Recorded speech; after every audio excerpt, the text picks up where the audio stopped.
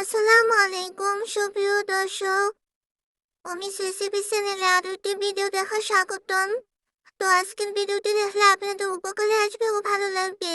Rice কুকারে ভাত রান্না করতে আমরা সকলেই পারি, কিন্তু রাইস কুকারে ভাত রান্না করলে ভাতের মান উপচে পড়ে মেজে নষ্ট হয়ে যায়। আমার মতো এরকম সমস্যা যাদের হয় তাদের জন্য আজকের এই ভিডিওটি, পুরো ভিডিওটি দেখে যাবেন। আশা করি আপনাদের উপকারে আসবে ও ভালো লাগবে।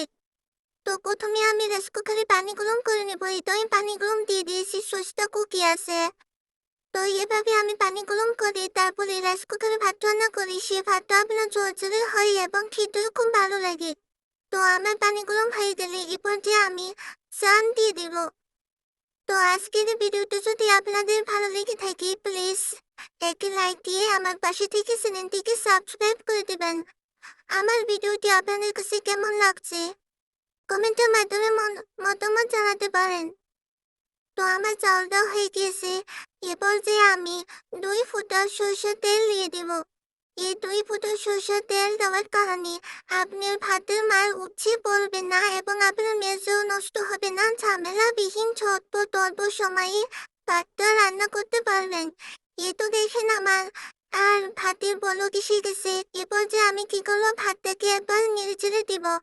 আমি সবসময় রাইস কুকারে ভাত রান্না করলে মাঝে মধ্যে 2 একবার নেড়েচেড়ে দিই। এতে করে আপনার ভাতটা নিচে লেগে যাবে না এবং সুন্দরভাবে সব ভাত একসাথে বয়েল হবে।